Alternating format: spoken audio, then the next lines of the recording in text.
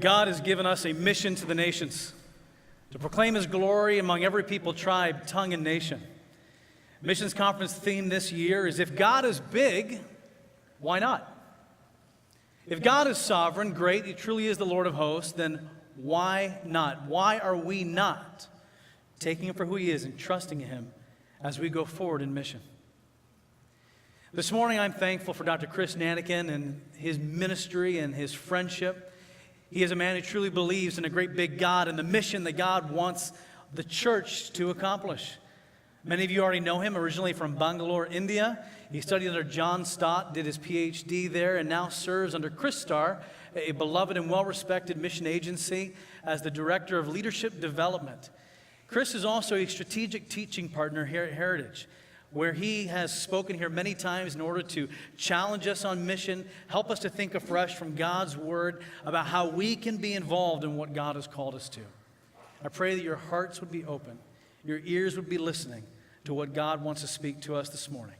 Would you welcome, with a warm applause, Dr. Gnanakan as he comes and shares God's Word.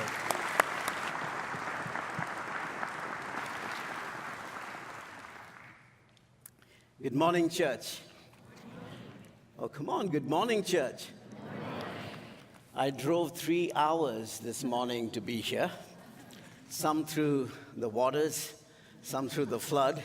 I came through a lot of rain, trying to avoid the hydroplaning.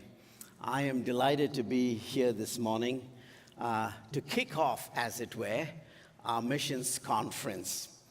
I couldn't help but thinking of the different disasters that is taking place and how merciful God has been in blowing that storm. It must have been all our prayers in this part of the world that we were asking for safety. I was thinking about St. Augustine of Hippo and his concern for his mother Monica, who had a tremendous influence on his life. And when she grew older, she would still travel, and Augustine was worried. And he said, Mom, I don't want you to be traveling at this age with all the dangerous things happening in the world. And Monica said to Augustine, well, why are you worried about me, son? Well, he said, you may die away from home in the storms. And Monica looked at her son and said, quoting from Colossians 3:1-3, she said, my life is hid with God in Christ, and I'm homed in God. I'm homed in God. And then she added, when you're homed in God, you can't die away from home. O God, our help in ages past, our hope for years to come, our shelter from every stormy blast, and our eternal home. A lot of properties being damaged. People are being challenged to think again, where is our security? Is it in God and God alone? I think Monica's words can encourage us this morning as believers. When we are homed in God, you can't die away from home. Bad English, but good theology. I'm so grateful for those who brought me a cup of coffee to wake me up. Hey, did you hear about the preacher who dreamt that he was preaching, and then he woke up and found that he was?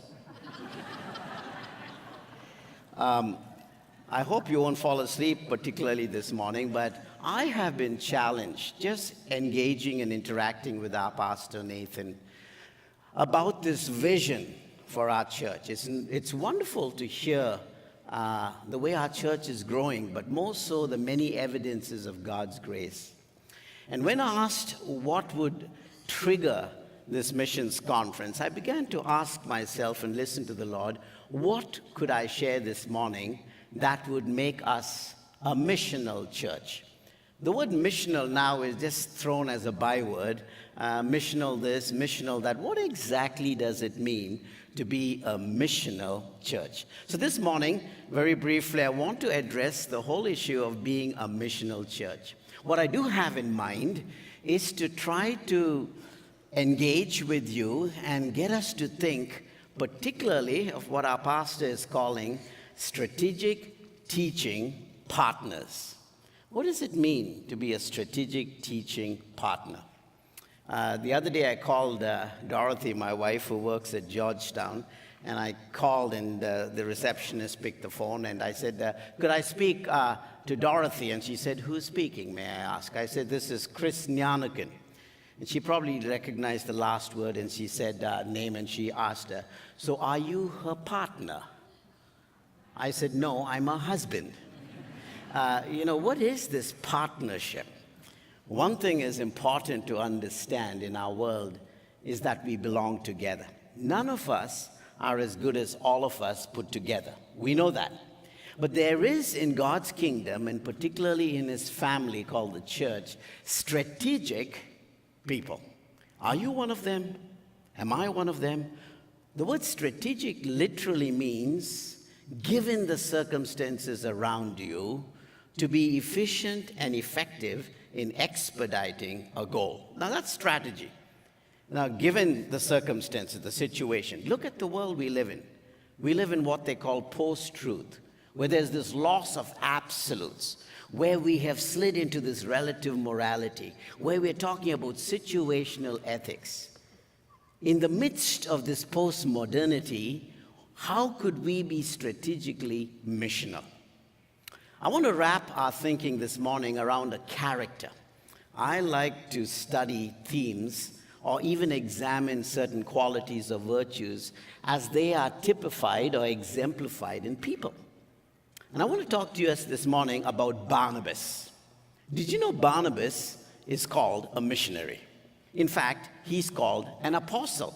In Acts chapter 14 and verse 14, Barnabas is called an apostle.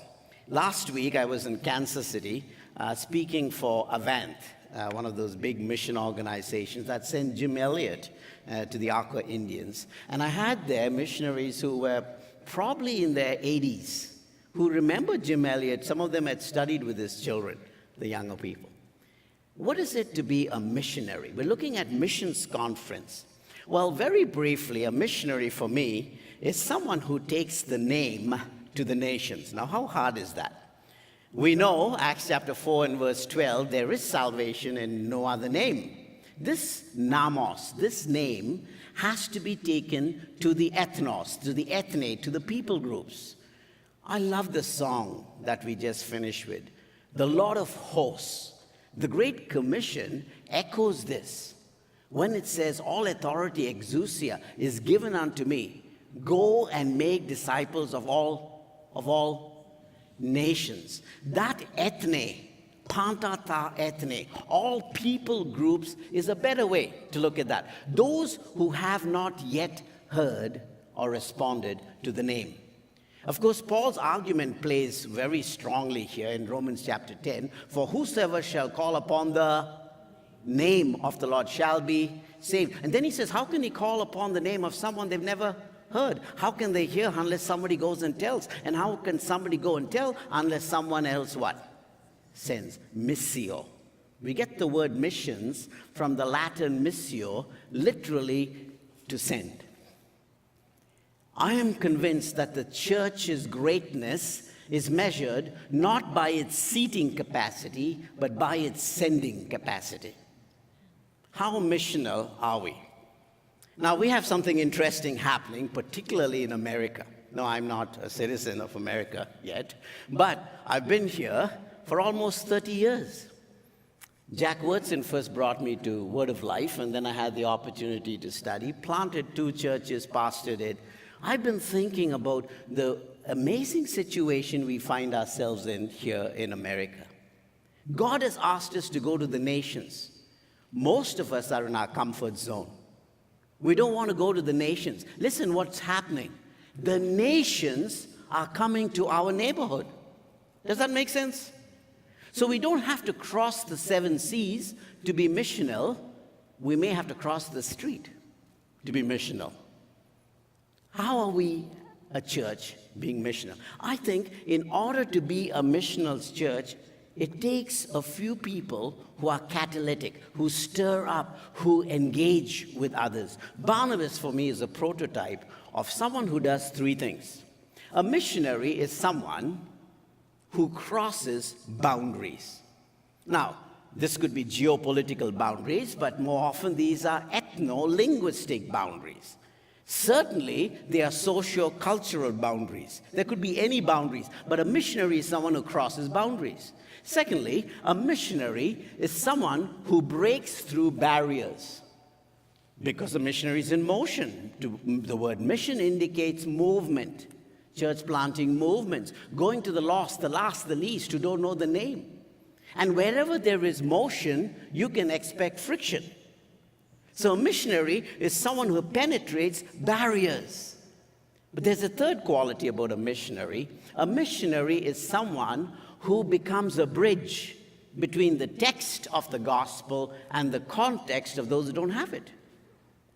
Now, you can see how that applies to people here in the church. I think Piper puts it well when he says, go, send, or disobey. There's only three options here. Either we go, or we send, or we disobey. Now, how can Heritage be known as a missional church? Is it just a logo or a symbol or a byword to be missional? Is it because we have a big map or a bunch of missionaries that we support and give to? What does it mean to be missional? Barnabas was not an apostle in the big capital A sense of the word. Those were foundational gifts. But where do we get the mandate for missionaries today apart from the word apostolo? The word apostolo is the Greek for the Latin missio, from which we get the English missionary. So we ought to be apostolic, small a, in the sense that we should be doing these three things right here and now.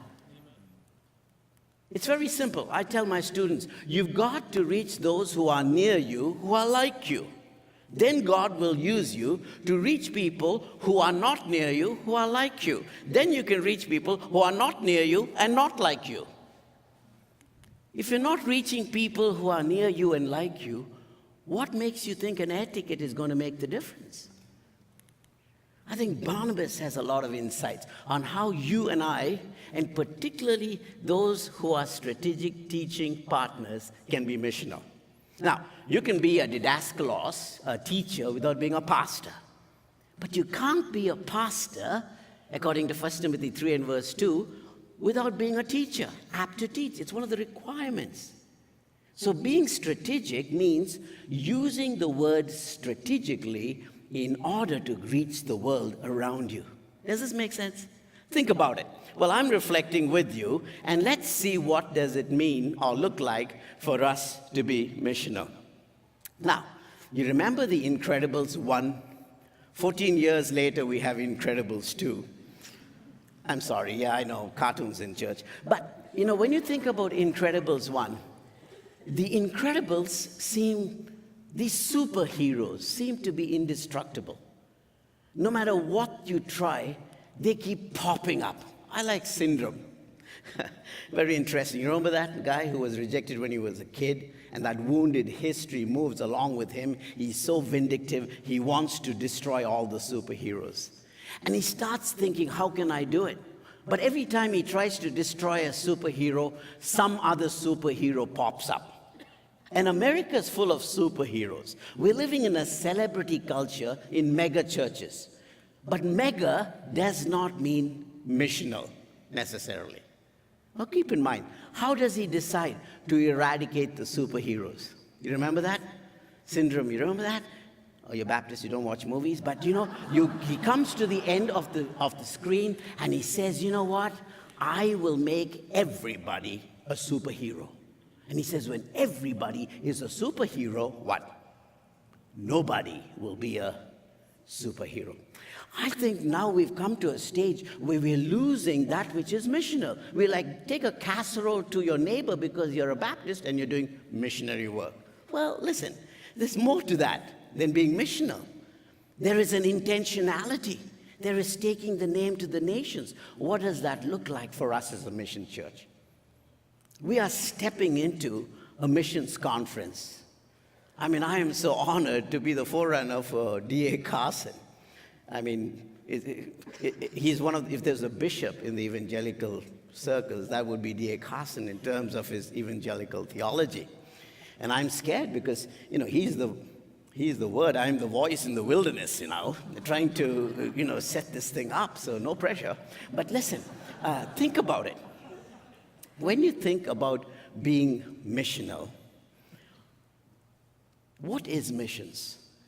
How can you and I be missionaries? I think those 3 B's are very important this morning. Crossing boundaries.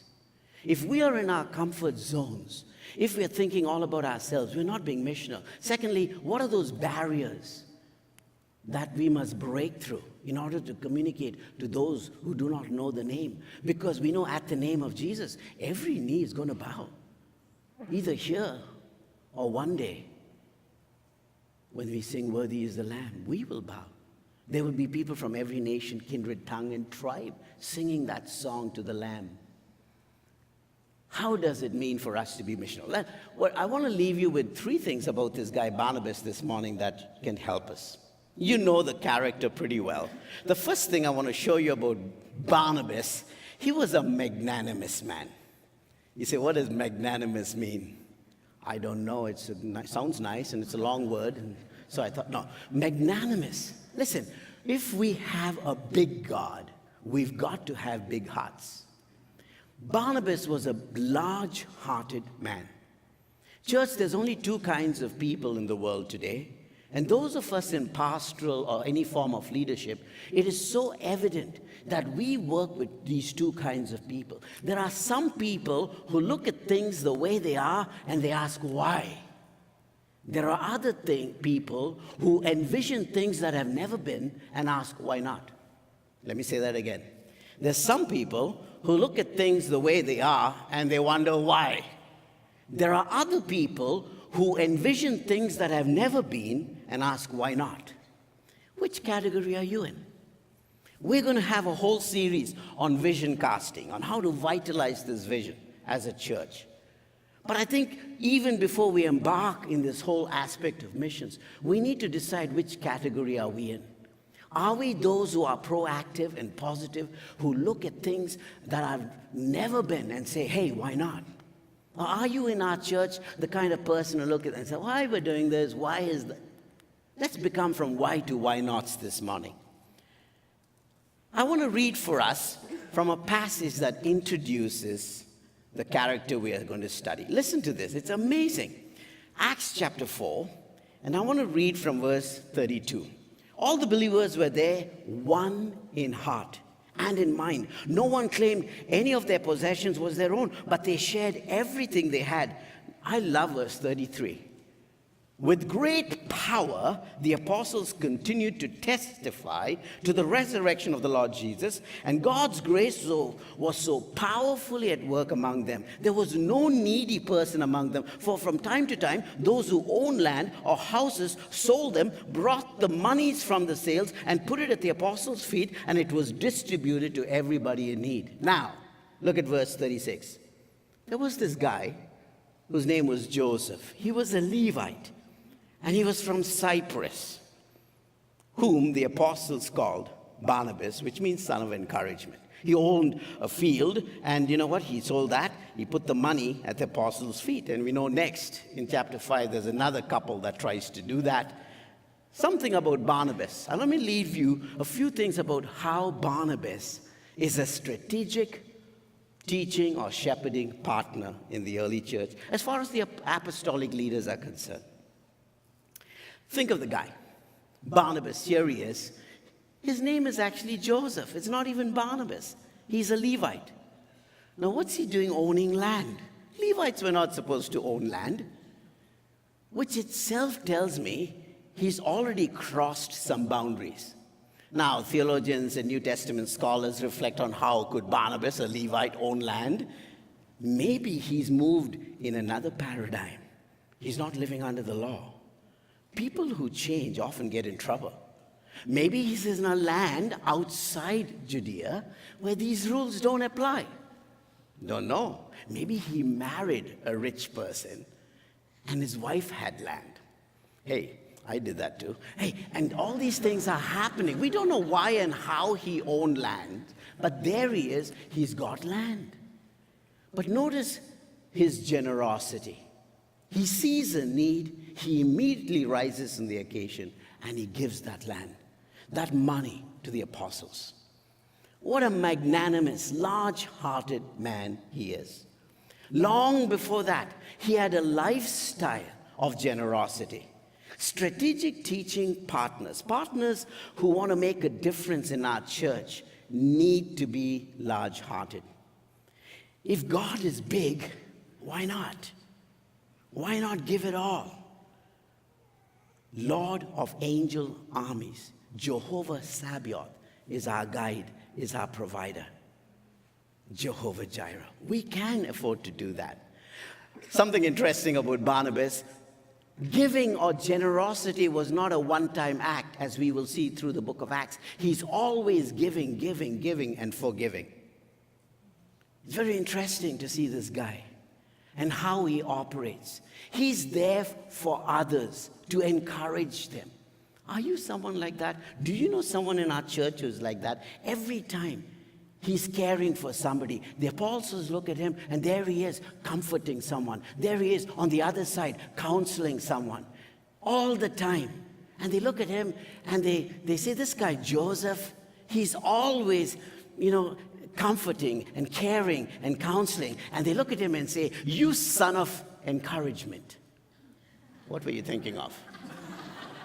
They call him son of encouragement. The prefix bar means son of. Nabas means one who encourages, one who comforts, one who strengthens. How we need sons and daughters of encouragement in our church. Someone who induces strength, someone who injects comfort into those who are hurting. And by the way, if you have a ministry to the hurting, you'll never lack an audience, because all of us are hurting in some way. Barnabas, here he is leading. How is he leading? Because he has the position, he's in charge. No, he's not one of the apostles. Then how is he leading? You say, well, I like to lead in this church, but you know what? I don't get to preach. They don't put my name in anything. Listen, you know how Barnabas led? Not by position, but by example. Strategic partners are those who lead by example. You can lead from behind. Why not? In fact, Barnabas, I will show you, led from beside. He came alongside people strategically to partner with them, to help them out. Barnabas was doing business as missions long before we came up with those fancy terms today. BAM, we call it. BAM. Business is transformation, businesses. Listen, these are all cheesy terms that missiologists use, but it's way back in the Bible. Here was a guy in Gentile territory, Cyprus, where the Gentiles were. Here was a Jew leading by example, showing solidarity with the people he served, pointing them to the gospel of Jesus. God still is looking for Barneys. Are you Mrs. Barney? Mr. Barney? Would you be an encourager in our church? Well, if we have a big God, we should have big hearts. That's where we start. Second thing about Barnabas is that he not only was a magnanimous man, he was a mentor. A mentor. Now, I've had a few people who were mentors in my life.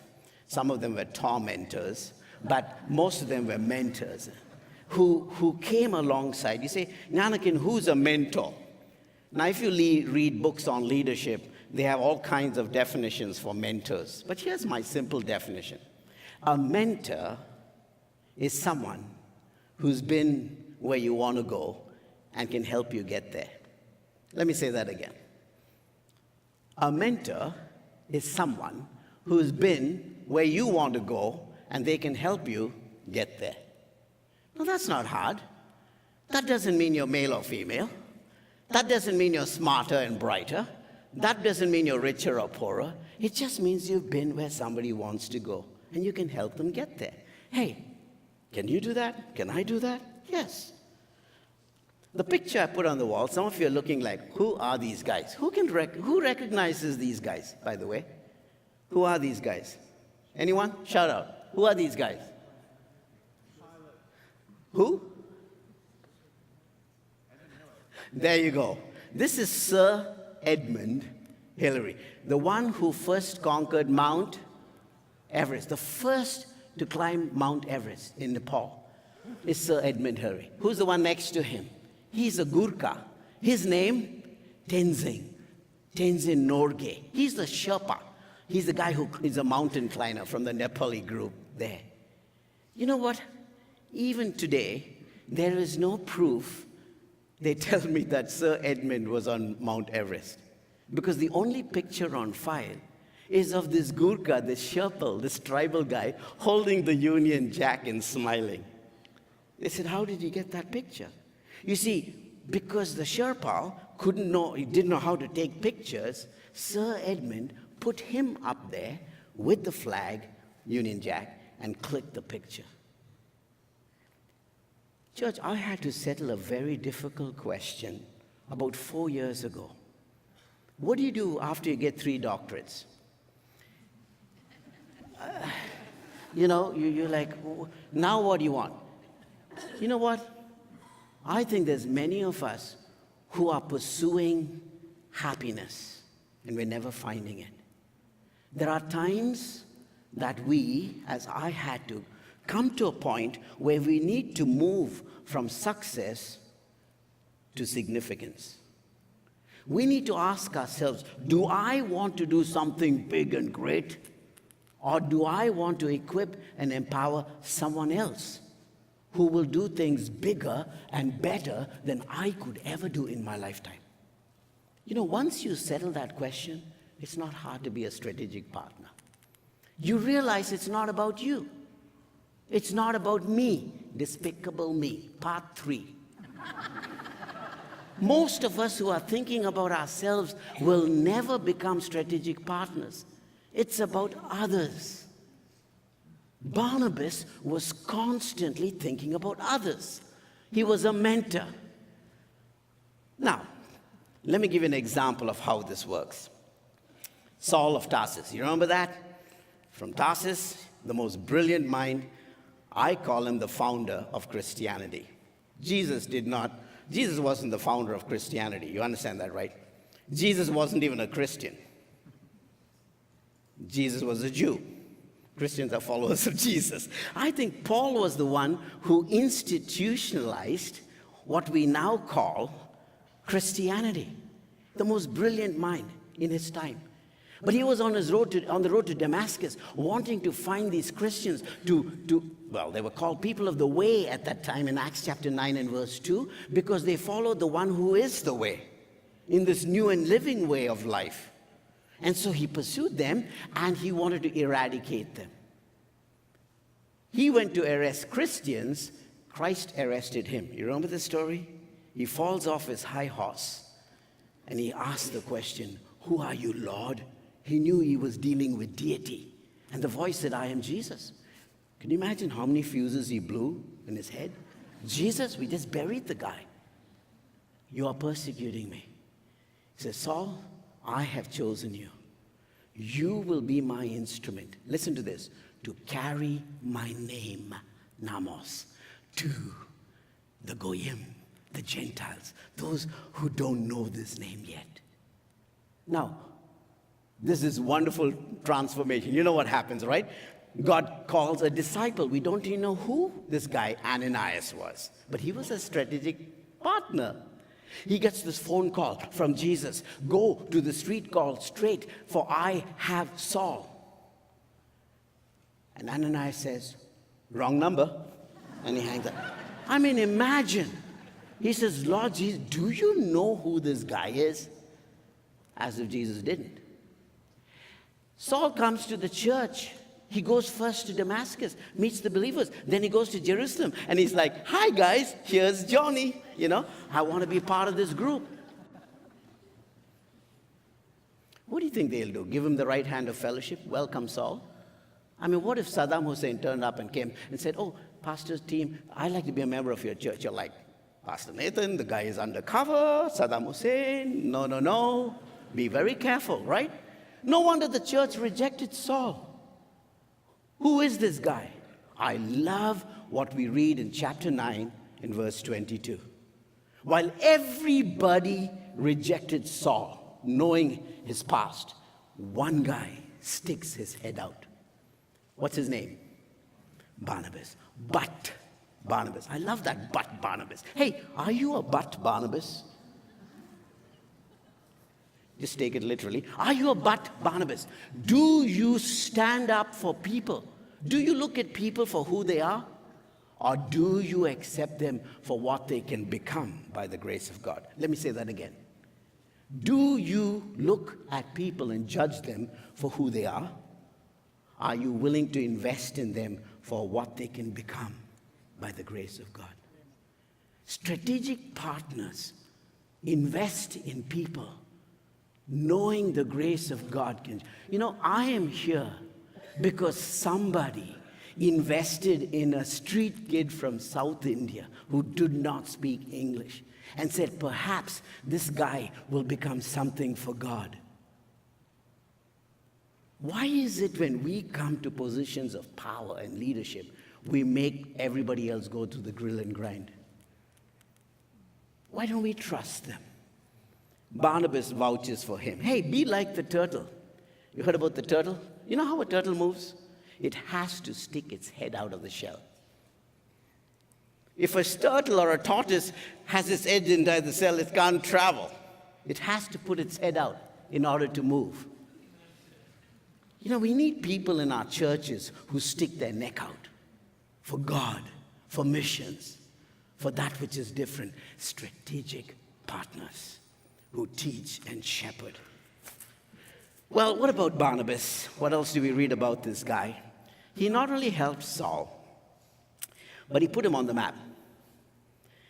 Now, Saul was a nuisance. This may come across hard, but everywhere Saul went, now he's an apologist. He liked to argue. Have you met people like that? Yeah. They're leaders. They know all the answers. They don't know what the question is, but they got the answers. And everywhere Saul went, he was not only an apologist, he was literally arrogant. Everywhere he went, there were people there and they were agitated. In fact, Luke records there was a time when he got into so much trouble, the early Jews wanted to kill him. They went and they put him in a basket and let him down. This guy was a real basket case. You know, people like that, they win an argument, but they lose the person. This is not strategic. We have too many people in theological circles who want to get it right and are so aggressive, they miss the pastoral care aspect.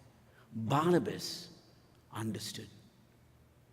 Saul had to go through a lot of suffering in order to be effective.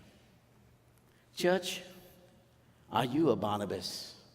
Are you magnanimous? Is generosity part of the giftedness that you have? Barnabas is also called a good man. Now, Jesus said to the rich young ruler in Mark chapter 10, "Why do you call me good?" And I think apart from Joseph of Arimathea, Barnabas is the only person in the New Testament who is explicitly called good. Why is he called good? Because he's investing in others all the time. He's not willing to judge them. He's leading by example. He's magnanimous, and he's mentoring them. I put down two things here, which I believe should be strategic when it comes to partnership. I'll just mention this. A strategic partner who is missional in our church must be willing to hold together, maybe in creative tension, the Word and the Spirit.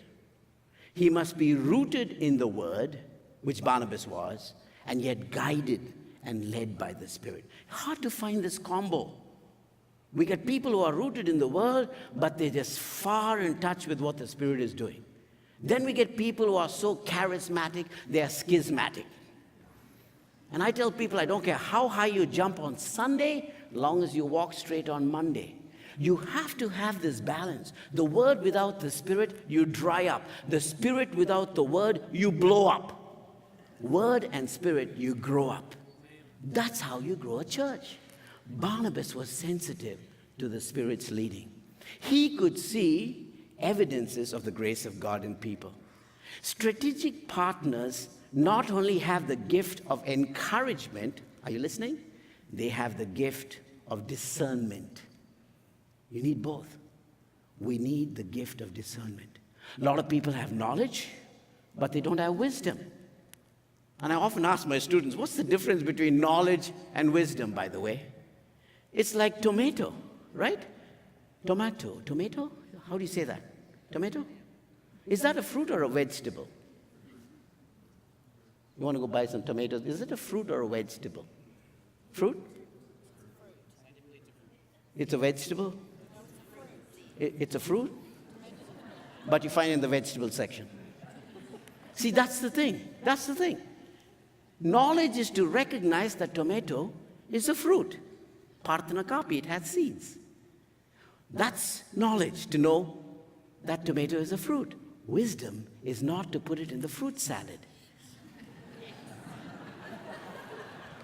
And there's a big difference. Strategic partners know how to apply knowledge in a way that is effective and builds people up.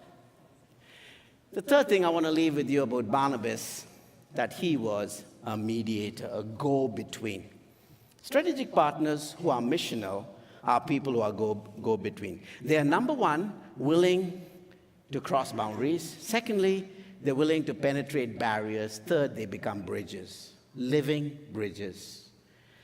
Well, there's a church in Antioch, and the people in Antioch are doing all kinds of things, saying that they've received the Holy Spirit. And the church at the headquarters go, Who gave them permission to do all these things?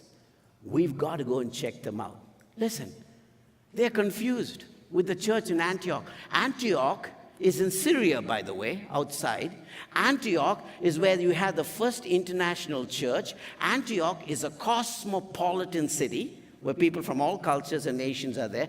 Antioch is a corrupt business place where Gentiles are cutthroats. And there, in this cosmopolitan, corrupt city, there are people who become followers of Jesus, who have the Holy Spirit. The church in Jerusalem says, we've got to check this out. They don't have permission from us. Guess who they send? Answer? Who do you think they send? They'd want a good man, a generous man. They want a man who can see evidences of the grace of God. Who do they send? Answer, they send Barnabas. Do you think our church, if there's an issue, our leadership can call on you and say, hey, listen, we need your help. We need not only encouragement, we need discernment. Would you help us out? Would you be someone that the leadership can contact? Then you are a strategic partner. Barnabas suddenly remembers, hey, you know what? Gentiles are receiving the Spirit, are coming to faith in the God of the Bible. Gentiles. Suddenly he remembers, some 9 years ago, there was a young fellow who came asking for membership, who said that Jesus appeared to him and sent him to the Gentiles. You know who that was? Saul. Barnabas, with the gift of encouragement, with the gift of discernment, goes all the way to the Taurus Mountains. Because Saul had been beaten up, we know, at least 5 times, with rods, kicked out of synagogues. Why not? I would do that too if he came to my church. Sent him out. And there he is, hunkered down, all old for his years, with beaded eyebrows, looking up. Barney is there. He says, Saul, I need your help. The Gentiles in Antioch are coming to faith in Christ. Can you come with me? Listen to this. Barnabas not only sought him out with all that energy and effort, he brought him. Are you ready for this? For 1 year, together, he taught him. That is strategic. Humanly speaking, there will not be a Paul if there wasn't a Barnabas. That is how strategic this man is. Now follow me because something happens. They come to an island, Cyprus. Barnabas goes to his hometown, reaching those who are near him like him. In this island, there is a governor. His name? Paulus. Sergio Paulus. He is a Roman governor. With him is this magician, this sorcerer, this evil-spirited man. His name? Elymas. Now, Barnabas, the senior guy, and Saul, his name is Saul, come here. And when Saul sees Elymas, he strikes him blind. This side, the governor, Sergio Paulus, sees what's going on. He doesn't believe because he sees the miracles. He hears the word. Because faith comes by, not by saying the word of God. And listen to what happens. He comes, and very amazingly, he receives Christ. Who's watching this whole thing? Barnabas. He sees the Spirit of God at work in Saul. Church, this is unbelievable. Chapter 13 and verse 9 is a pivotal point in the book of Acts. Those of you in my elective on Wednesday nights know this. Saul changes his name to Paul. Never again will we read of Saul. He is always Paul. He was big and arrogant, like the Old Testament Saul. Now it's Paul, little and usable for missions. Here's the key. My focus is not on Paul, but on Barnabas. Barnabas not only steps down from leadership. Are you ready? He steps away, steps out.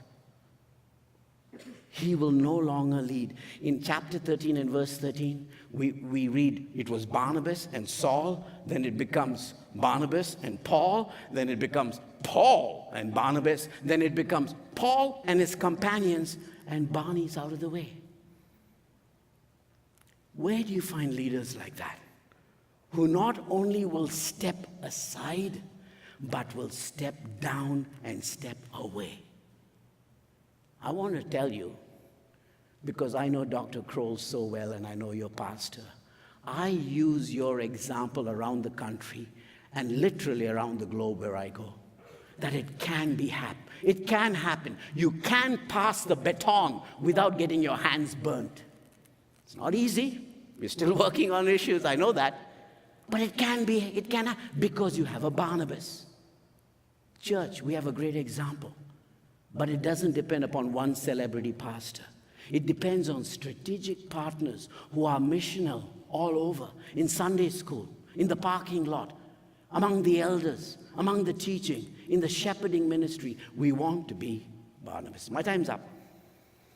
But you know, Barnabas doesn't give up because Paul wants to take John Mark. No, Paul doesn't want to take John Mark because John Mark let him down. You know who takes John Mark? Barnabas. Who wins? Who's right? I think Paul was right because he was the leader. But here's what it is. Eventually, Paul recognizes. And in his dying moments, in 2 Timothy chapter 4, verse 7, you know what he says? Send John Mark. Why? Because he's profitable for the gospel. What Barnabas did was for the gospel. You have the gospel of Mark because of this guy. We need Barnabases in church today. Those who are called for crisis. Those who can make a mark and a difference in the lives of people. I want to invite you to prepare our hearts for this missions conference. And I want to leave you with a story. But as I tell you the story, I want you to do an exercise this morning in church. Jack Wurtson was a Barnabas to me. When I didn't know the Bible, 33 years ago, he brought me to Word of Life Bible Institute. John Stott was a Barnabas to me. He looked at me and said, you know, I think this guy can do a PhD. Let's try out. K. Rajendran was a Barnabas to me in India. He got me excited about global missions. I can name Barnabas after Barnabas. Listen, who is your Barnabas? Do you have a Barnabas? Write that down. Some of you are writing, who is your Barnabas? You know what else? Send them a text. Call them. Send them an email and say, listen, I just want to thank you for investing in me, not for who I am, but what I can become by the grace of God. For being strategic in my life at a particular time so that I could be useful for the kingdom to come. Do you have a Barnabas? Here's the second question. If you have a Barnabas, who are you a Barnabas to? Who will call you a Barnabas? I want to show you something that happened.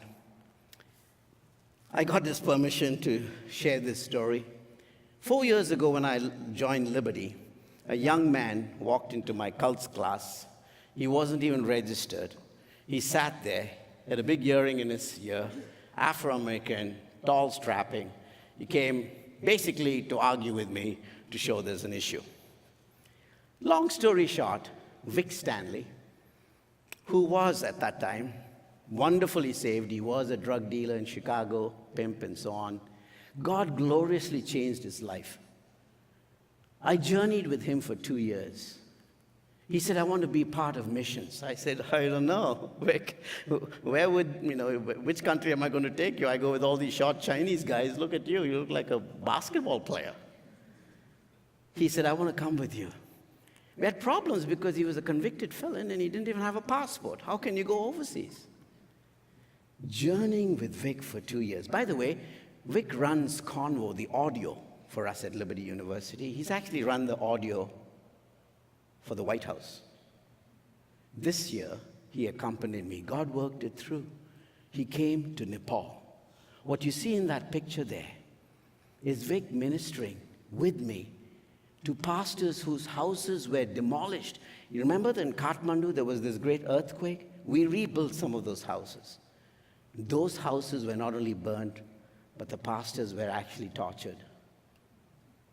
Christianity is now criminalized in this country, Nepal, but Vic was with me. We can't baptize people in public, but you know where we baptize them? Look at those 2 drums. That's where we baptize people. Difficult situation. But look at Vic there. He's actually helping a Nepali guy set up a studio to broadcast the gospel. Church, that is what a Barnabas does. That is strategic. I was a bit embarrassed when people didn't come to my church planting session and everybody wanted to know how to run an audio, a PA system, and they're all gone to Vic's session. But I rejoice. There comes a time when you ask, am I going to do something great, or am I going to equip and empower someone else to do things bigger and better than I can ever? 2 kinds of people. Some look at the way things are and they ask why. Others envision things that have never been and ask, why not? A big God deserves hearts that are equally big for missions. Shall we pray? Father God, we are so thankful for this morning. We pray that the words of our mouths and the meditation of our hearts this morning will be well acceptable in your sight. Speak to us, Lord, as we prepare for this mission conference. Help us to be Barnabases. With the gift of encouragement, give us the gift of discernment. Let the word and your spirit work in our hearts so we could send people to the nations. The nations are in our neighborhood. Help us to take the name. For we ask this for your name's sake. Amen. Amen. If you would stand with me this morning. I pray that you've been blessed and challenged as we go into missions conference to think, what legacy are we going to leave? What is going to be our role in the kingdom of God, and what can we do to further his glory around the nations? Have a blessed day. You are dismissed.